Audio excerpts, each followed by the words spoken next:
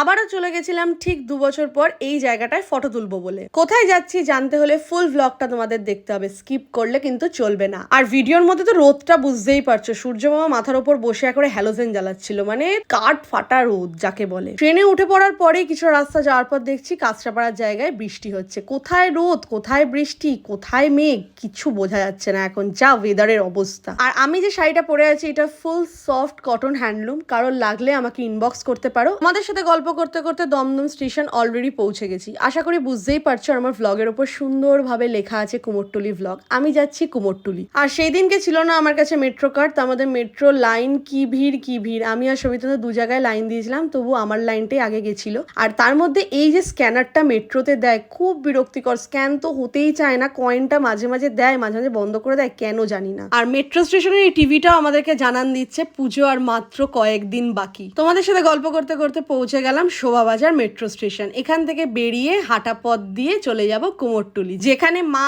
আবার নতুন সাজে তৈরি হচ্ছে সবার কাছে পৌঁছাবে বলে। আর কুমোরটুলি ঢুকতেই যে সুন্দর মিষ্টি মাটির গন্ধটা বেরোয়, তাতেই মনটা ভালো হয়ে যায়। আর এখানে শুধু দুর্গা মা তৈরি হচ্ছে না, গনুদাদাও তৈরি হচ্ছে, কারণ সবার আগে আসবে হচ্ছে গনুদাদা। গনুদাদার পুজো দিয়ে শুরু হবে, ঠিক তারপরেই মায়ের আগমন ঘটবে। আর দুর্গাপুজো আমাদের বাঙালিদের কাছে একটা ভালোবাসা, একটা আবেগ। আমরা সারা বছর এই 4টে দিনের জন্য অপেক্ষা করে থাকি পুরোপুরি। সত্যি বলতে মা আসছে আসছে এটা বেশি সুন্দর, কারণ পুজো শুরু হতে না হতে ওই 4টে দিন যে কিভাবে পার হয়ে যায় বোঝা যায় না। বাট ওই 4টে দিনের আগ অব্দি আমরা সবাই দিন গুনি, সবাই অপেক্ষায় থাকি এই পুজো আসছে, এই পুজো আসছে। এটাই সুন্দর গো, বড্ড বেশি। মা এসে যখন চলে যায় না, তাতে বেশি মন খারাপ হয়। হ্যাঁ, আমরা প্রতি বছর অপেক্ষা করে থাকি আবার কবে মা আসবে, এই একটা আনন্দ। প্রতি বছর দশমী যেদিনকে থাকে সবাই ফেসবুকে একটা স্ট্যাটাস দেয়, আবার এই কটা দিন পরই আমাদের মা আসবে। এইটা ভেবেই সবাই আনন্দে থাকে,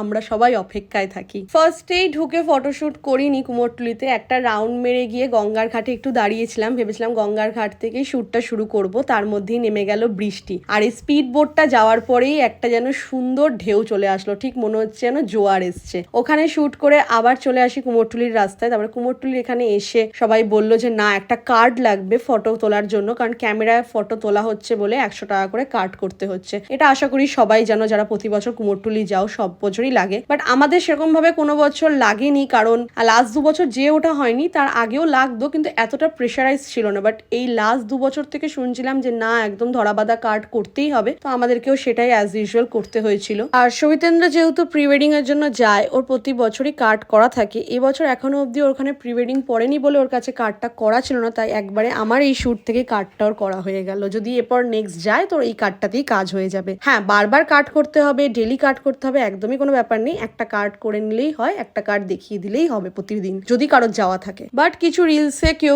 ভুল ইনফরমেশন শেয়ার করছিল যে কার্ড করতে 200 টাকা লাগছে, টাকা বাড়িয়ে দিয়েছে অনেকটা। একদমই সেটা নয়, এটা পুরোপুরি ভুল ইনফরমেশন। আর আমার শুট কমপ্লিট করে ওখান থেকে বেরিয়ে আসি, ভাবেয়া এসে ওয়েট করছিল, কারণ ওরও শুট ছিল একই দিনে। আর আমার শুট করতে গিয়ে একবার বৃষ্টি না, আবার একবার মাঝখানে বৃষ্টি নেমেছিল, যার জন্য আমাকে অনেকটা ওয়েট করে করে শুট করতে হয়েছিল। আমার শুটে যা টাইম লেগেছে, উফ বাপরে, দুপুরবেলা খিদে পেয়ে গেছিল। তো ভাবেয়া শুট করার আগে ভাবলাম একটু খাওয়া দাওয়া করে নি। লালু ভুলুর দোকানের ঘুগনি, ফেমাস ঘুগনি। কুমোরটুলির আশেপাশে তো এমনিও খাওয়ার জায়গা কিছুই নেই ওই একটা জায়গা ছাড়া। আর সেদিনকে যে গরমটা দিয়েছিল না, আমার ভিডিওতে কতটা তোমরা বুঝতে পারছো আমি জানি না, বাট আমার সামনে থেকে আমি নিজে যখন নিজের মুখটা দেখছিলাম না, মেকআপ উঠে অর্ধেক চলে গেছে। আমি লাস্টে সবাই থেকে বললাম তুই আমার হোয়াইট শট নে। এখানে দেখো ইনারা সবাই কতটা খাটনির কাজ করে, হাতে ধরে কতটা খাটনির কাজ আর কতটা নিখুঁত কাজ। আর সত্যি কুমোরটুলির এলাকায় যে যে কাজগুলো হয় না, প্রত্যেক কটা খাটনির কাজ, কারণ এরা প্রত্যেকজন দারুণ আর্টিস্ট, এক কথায় বলা চলে। ভাবেয়া শুট করার মধ্যে একটু বৃষ্টি নামেনি, সুন্দর একটা ওয়েদার হয়ে গেল আস্তে আস্তে। হ্যাঁ, হাওয়া দেয়নি, বাট আস্তে আস্তে যখন সানসেটটা হচ্ছে ওয়েদার অনেকটা ডাউন হয়ে গেছিল।